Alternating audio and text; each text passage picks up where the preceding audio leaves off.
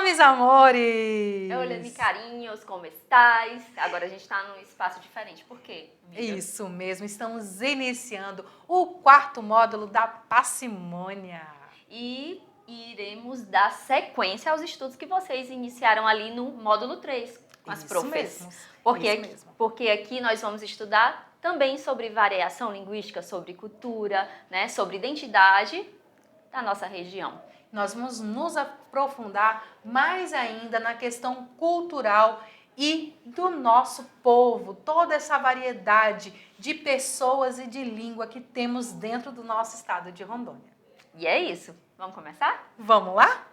Só lembrando, eu sou a professora Tainá e temos aqui a professora Suzana. Suzana, é verdade. Vai que, né? Vai Dá que uma lembra, amnésia né? aí neles. Vamos lá, galerinha, então vamos para o nosso slide. Então, o que a gente vai ver, professora, nesse nosso encontro? Vamos falar sobre repertório linguístico e sempre esse tópico vai se repetir. O que vai mudar é o público, né? O público Isso, não, temática. o alvo do estudo, ou seja, repertório linguístico de quem que a gente vai ver hoje? Já a gente chega lá. Cultura e identidade, imaginário social, e vocês estão vendo que tá ali, né? Ó, povos originários ou povos indígenas, né? Aqui ficou um pouco redundante. Então, a gente pode falar tanto povos originários como povos indígenas e a gente vai, então, estudar repertório linguístico, cultura e identidade e imaginário social. E a gente vai entender o que é isso de imaginário social. Mas antes, a gente precisa entender um pouquinho sobre os nossos povos originários. Então, vamos lá, porque nós sabemos, temos comunidades indígenas, que são dos nossos estudantes, mas também temos os nossos ribeirinhos, os nossos estudantes da zona rural, temos até alguns também dentro da comunidade urbana, temos também os nossos quilombolas, ok? Porém, hoje nós vamos falar dos nossos povos originários. Vamos lá. Exatamente. Então, vamos para a tela e a gente vai conversando, prestem muita atenção, tá certo? Então, povos originários, povos indígenas. De acordo com o mais recente censo demográfico do IBGE, Rondônia tem 21.153 pessoas indígenas, o que representa 1,25% da população. Então, vocês compreendem que é uma quantidade... Opa, vamos lá sempre, senão não seria eu, né? Deixa a prof colocar, que é uma quantidade significativa de pessoas indígenas, então por isso estão aqui. E a temática das pessoas indígenas, né, a cultura indígena, ela é por lei obrigatória no estudo. E não é à toa, é porque é fundamental que a gente acesse essa cultura para a gente desmistificar ideias que foram construídas sobre os povos originários. Então vamos lá, é muita gente, né? Dentro das fronteiras da Amazônia Legal, Rondônia é o 4º estado do país e o 3º da região norte a abrigar mais povos indígenas, sendo 29 povos registrados no Programa de Povos Indígenas no Brasil. Então, quem são esses indígenas? É uma pergunta que a gente deve fazer, onde eles vivem, né? E por quê? Porque quando a gente faz esse questionamento, mais uma vez, a gente precisa sair do imaginário e conhecer através de leituras, de debates, de encontro até mesmo com eles. E vocês vão ver, inclusive na próxima aula, um convidado que é uma liderança indígena, caritiana. Então, cada vez dá mais voz para essas pessoas para elas se identificarem, né? O Eliar, né, amiga?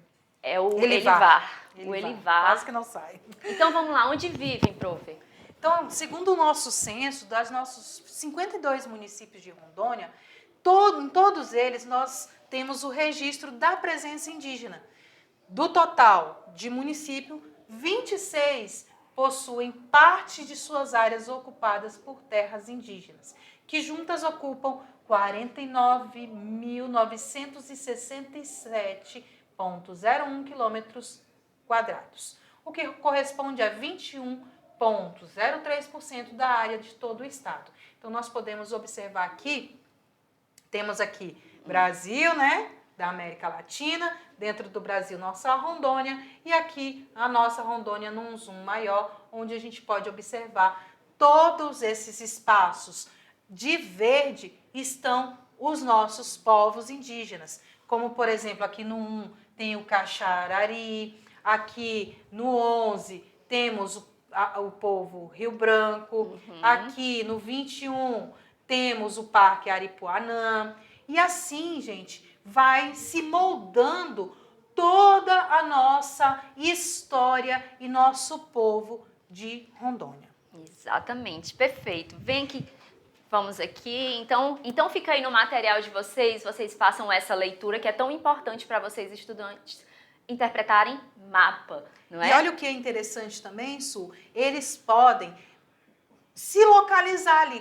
Quais são os povos indígenas que estão mais próximos de mim? Muito bem. Hoje, né? E isso vai fazer parte da atividade deles, então eles já têm essa fonte de pesquisa. Exatamente, é só olhar no mapa, que vocês são especialistas em olhar mapa, que eu já sei. O professor Carlos me contou que vocês são top, né? Então, muito bem. Tranquilo. Vamos lá agora dar uma olhada numa galerinha que a gente trouxe para vocês aqui. Dá um zoom na nossa tela de novo. Então, aqui são os nossos alunos, nossos estudantes, que são pessoas indígenas, e a gente trouxe a imagem deles para a gente conhecer, para apresentá-los a vocês e ler também sobre o seu território, não é? E lembrando que nós vamos falar sobre língua, e quando se fala em território, se fala sobre língua também, tá? Então, quem são? Então, nós temos aqui que eles fazem parte da comunidade indígena Laje Velho. Eles são estudantes da Escola Presidente Eurico Gaspar Dutra, localizada no distrito de Iata, na CRED Guajará-Mirim. Dessa turma do terceirão, temos esses 5 jovens lindos, maravilhosos, que são indígenas. Temos aqui em cima a Zuleide Orauarã, temos o Gabriel Oromon, temos a Suelen Oromon, temos o Genilson Oromon e temos também o Lucas Orauarã. E aqui no meio, eles na sala ali com todas as galeras. Esses são os nossos queridos alunos da professora Otanilde. É muito interessante vocês repararem, prestarem atenção, né? Repararem bem cearense, prestarem atenção ao sobrenome. O sobrenome que vai ter identificação, mais uma vez, com o seu território e também com a sua etnia. O sobrenome que diz sobre sua etnia e também sobre a sua língua, tá? Isso. Outro detalhe, galera, essa escola, esses nossos queridos aqui, eles não estudam dentro da comunidade indígena, porque nós temos algumas escolas que estão inseridas dentro da comunidade. Aqui não, é uma escola que está no distrito de Iata e que esses nossos amados orós, eles vão para a escola todos os dias, igual a maioria de vocês, ok? Eles saem da sua comunidade e vão para a escola ali dentro da cidade. É muito interessante como que bom que vem mudando a visão que se tem sobre os indígenas. E a gente ainda tem que desconstruir muito a visão colonizadora que se criou sobre eles. Então, é sempre pensar como o indígena como uma pessoa que é de fato e fugir muito daquele imaginário folclórico que se criava, inclusive eu, na escola, né? A gente tinha acesso ao Dia do Índio, que hoje não é mais chamado Dia do Índio, e sim Dia dos povos originários. Dos povos indígenas. E por que, professora, povos indígenas? Porque indígena, o termo quer dizer da terra, povo da terra. E já índio veio do termo, quando chegaram, né, os portugueses. Achando que estavam nas Índias. Então, como é muito plural, existe essa pluralidade cultural, o termo mais adequado no momento a ser usado é indígena mesmo. E assim vai sendo feita a desconstrução e adaptação da linguagem. Então, até os próprios indígenas em alguns momentos usam o termo, mas eles têm propriedade, né? Então, mas vocês, estudantes que são pessoas não indígenas, já sabem que o termo mais adequado a ser usado no momento é indígena, tá bom? Mas também pode chamar povos originários. Povos originários. E aqui nós temos também, vamos lá na nossa tela de novo. Pode pôr aqui com a gente? Não vem. Ah, vem ou não vem? Não vem. Não vem. acontece, gente? Erros de gravação, é assim. Simbora, que aqui não para não, é 100% a mil por hora. Bora. Você sabe quais são os povos indígenas de Rondônia? Então, nós mostramos para vocês agora há pouco, dentro do mapa, aqueles, aqui, ó, todos os 21, as 21 terras indígenas. Mas nem todos querem dizer que são todas essas etnias, que tem uns que é Igarapé-Ribeirão, que não é o nome da comunidade, quer dizer, que é o nome da comunidade, não da etnia, enfim. Exatamente, é muito interessante essa sua fala, porque eles precisam compreender que a etnia é a origem, não é? Então, a gente vai falar agora... Dentro de uma comunidade pode existir várias etnias. Exatamente. E aí a gente tem aqui duas imagens, né, dos nossos povos. Temos aqui os indígenas da etnia Cinta Larga, que também é uma grande quantidade no nosso estado, e também os suruís, que estão localizados ali na nossa região do Cone Sul, mais especificamente Cacoal. Então, nós temos aqui os indígenas Suruí e o Cinta Larga a gente encontra em Espigão do Oeste, né? Exatamente. E se a gente... Mas não significa que só tem lá. Temos que nos atentar também que essa foto sobre a etnia Suruí, você nota que é uma foto mais antiga. E por que a professora está falando isso? Que, gente, como qualquer comunidade, as etnias, elas vão sofrendo, recebendo alterações. Então, a gente não pode pensar em um indígena com aquela imagem de muito tempo atrás. Um estereótipo, né? Estereótipo. E eu até li uma frase de um indígena que eu achei muito interessante, que ele disse assim: nós não vivemos no passado. O passado vive na gente, porque eles têm a marca da cultura deles, tudo, mas como qualquer, né, organização vai sofrendo alteração para o bem ou para o mal, né? Então, seguindo... E aí a gente trouxe para vocês aqui os povos indígenas, os nomes das etnias que nós temos, né? Então, gente, desculpa se por acaso eu falar algum nome errado, né? Então, já vão me desculpando aí. Me desculpe se você é dessa etnia e eu falar o nome errado. É só você mandar uma mensagem para mim e me corrigir depois, ok? Então, vamos lá. Nós temos aqui os Cujubim, o Cauazá, Macurape, Migueleno, olha eu já querendo espanholizar, né? Nambiquiara, os Orós, que a gente viu nossos estudantes, o In, o Puruborá, Sacurabiate, Suruí, os Paetés, e aí ali na região de Cacoal, tem dentro da comunidade Suruí, tem os Paetés Suruí, então é a junção das duas etnias. O Tupari, que aí veio aqui o Uru para cá, mas é daqui de baixo, tem o povo Urupari, os Urueuauau, o Ajuru, o Ari, Zoró, Aicanã, a Kuntsu, a Mondaua, a Purinã, Aricapu, Aruá, Cinta Larga. Esse aqui é mais difícil para eu falar, gente, mas desculpa, viu? Degeoromitici, Icolém, Caro, Caripuna de Rondônia, porque tem os caripunas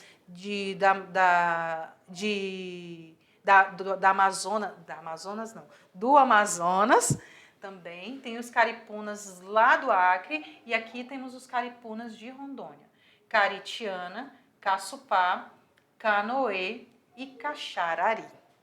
É muito interessante a professora fazendo essa leitura, tentando e gentilmente pedindo desculpa, porque é isso. Ela está lendo usando outras línguas, né? E quando a gente fala em outras línguas, tem toda uma fonética diferente, tem toda uma forma, óbvio, de ler por conta da fonética, e isso faz com que a gente não tenha essa propriedade, porque é múltiplo, né? Os sons são múltiplos. E perfeito. É isso. Essa é a reflexão. Agora a gente vai para mais uma imagem de um estudante nosso, e a gente colocou como tópico ali repertório linguístico, porque a gente vai começar a falar sobre repertório linguístico e já iniciamos, por sinal, né? Esse estudante se chama Rosivaldo Guaratira Sakirabiá, etnia Sakirabiá, como a gente viu, ó, sobrenome, etnia, inclusive língua, né? Escola Fernando Sabino, extensão da unidade escolar Arthur Costa e Silva, Alto Alegre dos Parecis de Alta Floresta. E tá aí o Rosivaldo, essa pessoa indígena, né? E, sobretudo, uma pessoa que é estudante nosso, que tá aí se esforçando. E terminando aí o nosso terceirão, né, gente? Verdade. Isso também é muito importante, que vocês estão aí seguindo, lutando e mostrando que vocês têm lugar de fala, sim, tem espaço, sim, e vocês vão para a faculdade, sim. Exatamente. E agora vamos lá dar uma olhadinha, então, o Brasil não é monolíngue. O que é isso, professora? Monolíngue. E é uma afirmação, o Brasil não é monolíngue. Porque quando a gente está estudando, eu também sou professora de português, e durante as aulas, quando começa ali o estudo sobre língua, linguagem, variações, eu falo, gente, o Brasil não é monolíngue. Então, porque antigamente despertava assim, ó, qual é a língua que se fala no Brasil? Aí todo mundo, português. Só que a gente tem que ir não aos poucos, mas a gente tem que ir trabalhando essa consciência que não se fala só português, né? Se falam as línguas indígenas, se falam as línguas de origem afro, né? Uhum. Então, é uma junção e elas são vivas em alguns lugares, em algumas comunidades. Então, não é que ela ficou para a história. Elas ainda são utilizadas. Então, eu defendo muito, Su, que nós não falamos português, nós falamos o brasileiro. Exatamente. Porque essa mescla de cultura, essa junção de vários povos, de várias etnias e de vários países também que formam a nossa linguagem, né? Nossa língua a nossa língua totalmente diferente. Exatamente. Isso é a variação linguística, a nossa cultura tão rica, não é? Tanto é que um amigo meu do continente africano chegou aqui e antes de vir, ele é de Cabo Verde, do continente africano.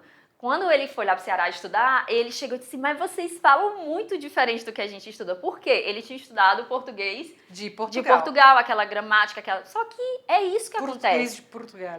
Da mesma forma, a língua em outros países, da mesma forma, a língua utilizada em região, às vezes tem termo, e você já sabe, a gente está aqui falando de variação linguística, né? Então, cabe muito bem falar sobre esse fenômeno que acontece. O Brasil não é monolíngue, ou seja, o Brasil não possui apenas uma língua. Eu vou ler aqui, tá? De acordo com a estimativa recente do Inventário Nacional da Diversidade Linguística, INDL, são falados em torno de 250 idiomas em todo o território nacional. 250 idiomas, tá? Não são 15, são 250. Entre elas, língua afro-brasileiras, de comunidades de imigração, né? Que vai... línguas de sinais, que é Libras, e língua indígenas e o português, né? O usual português que está aí... É o de maior uso, né? Uhum. Então, o que acontece? São 250 idiomas e quando a gente fala em etnia indígena, são mais de 300 etnias no território brasileiro. Então, é muito interessante a gente gravar essa frase, que o Brasil não é monolíngue. Vamos para os tópicos e conversando um pouquinho sobre eles. O que está ali escrito, ó, multilinguismo, o que é isso? Será que eles sabem o que é multilinguismo? A palavra já vem trazendo, né? O português também a gente tem que ler as palavras. Multilinguismo, porque tem regiões, tem lugares onde em comunidades indígenas, territórios, eles usam mais de uma língua, porque eles usam a sua língua materna, né? Que ali você pode encontrar até o nome no sobrenome, no nome do território, e eles usam o português, né? Por essa interferência, essa necessidade que aconteceu durante os anos, e às vezes eles usam até outra língua. Eu vi que tem territórios que usam o espanhol, mas português. Ainda tem outro detalhe, Às vezes tem comunidades que tem 5 ou uma família só de uma etnia. e todas as outras famílias são de outra etnia. Então ele meio que foi, entre aspas, tá, gente, adotado para dentro dessa etnia. Então ele tem a língua dele, tem a língua da outra etnia que mora lá, tem o nosso português e aí vai abrangendo todos os espaços. No caso dos nossos estudantes, eles têm a etnia deles, tem a linguagem, a língua materna deles, tem a língua portuguesa, aprendem o espanhol e aprendem o inglês também. Então, mais do que multilinguístico, eu acho que eu não estou para conhecer ainda. Exatamente, eles empregam, né, assim, no cotidiano deles mesmo esse multilinguismo. Então vamos lá, próximo tópico. Português, língua oficial desde quando? Isso aí você vai buscar na história e você vai saber que foi pelo processo de colonização, né? E também quando você extermina a cultura do outro, que palavra pesada, mas é isso mesmo, Fugiu, mas eu vou lembrar já já, tá certo? E aí, Gil? Não vai lembrar. Genocídio. Porque é a cultura também que está sendo. Então, Não, genocídio é da... Enfim, gente. Enfim, já eu leio, tá bom? Eu prometo para vocês. Inventário Nacional de Diversidade Linguística. Vamos para o próximo tópico. Então, vai extinguindo as línguas, né? A extinção da língua. Porque no processo de colonização... A gente volta para o mesmo assunto. Ela diz, vamos mudar, vamos continuar. É porque você me perguntou, aí eu vou responder, tá? No processo de colonização, o que acontece? Essa ideia do europeu ser superior refletiu também na língua. Então, ele impõe, né? Houve o apagamento linguístico dessas línguas que para eles eram marginalizadas, mas não, era uma língua extremamente valiosa, por isso a gente está trabalhando essa mentalidade, tá certo? E o que é o inventário da diversidade linguística? É esse estudo que se faz sobre toda essa variedade e também tem a intenção que essas pessoas que possuem, né, que têm a sua língua materna diferente do português, possam ter acesso a atendimentos públicos utilizando a sua língua. Isso aí é uma longa história, mas temos que avançar, né? Acreditar numa aplicabilidade. Dá um zoom na tela rapidinho. Isso, só para a professora Tainá pegar a cola dela. Ah, tá certo. Porque, galera, aqui nesse último tópico, a gente está falando do projeto de lei que prevê a língua indígena como cooficial. Então, eu vim pegar aqui minha colinha para falar sobre esse projeto de lei para vocês. Em 2022, a Comissão de Constituição e Justiça, que é a CCJ, da Câmara de Deputados, ela aprovou um projeto de lei de número 3074/19, proposto pelo deputado Dagoberto Nogueira, que trata do quê? Que pretende reconhecer a língua indígena enquanto idioma cooficial nos municípios que possuírem comunidades indígenas. A língua cooficial partilha o status de oficialidade dentro dos termos jurídicos com outras línguas faladas em um determinado perímetro municipal, sem que haja sobreposição entre elas. E aí, a deputada indígena Joênia Wapichana fala o seguinte: a cooficialização se configura como um dos mecanismos possíveis para alcançar os propósitos tanto da legislação nacional quanto internacional de proteção das línguas originárias dos povos indígenas, contribuindo consequentemente para a valorização da pluralidade cultural e linguística do país. Perfeito. Então, quando a gente fala sobre esse projeto de lei para deixar a língua indígena como cooficial, é exatamente esse processo de resgate, da valorização, não é? E deixar ele ali, onde uma tentativa, né, uma visão de tentar de trazer a língua para o lugar que ela tem que estar, que é um lugar de valorização.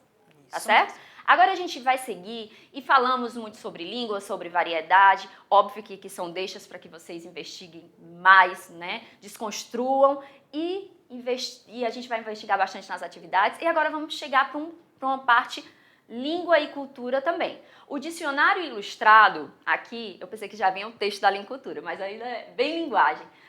Aqui a gente trouxe exemplo de um dicionário ilustrado. O que é esse dicionário ilustrado? o nome já diz, né? Tem as ilustrações e tem os nomes que vêm de origens de troncos indígenas, né? Que é o tupi e tem outro que também já eu lembro, tá certo? Então vamos ler o texto rapidinho? Tentando superar o apagamento histórico, o Dicionário Ilustrado Tupi-Guarani tem a missão de divulgar e valorizar os saberes indígenas e a cultura ancestral brasileira. O acervo está em constante elaboração. Ele permite a participação e interação dos usuários e são publicados milhares de palavras de origem indígenas. A maioria das palavras é derivada da família Tupi-Guarani e foram incorporadas ao português e à cultura brasileira sem termos nos dado conta da sua origem. E aí, quando fala em palavras Tupi-Guarani, temos vários nomes brasileiros que são de origem Tupi-Guarani. Então, tá, desculpa, amiga. O meu é um exemplo. Tainá. Tainá vem do Tupi-Guarani, que significa estrela da manhã. Exatamente, Tupi-Guarani, que é um tronco linguístico, né? Dele tem a ramificação.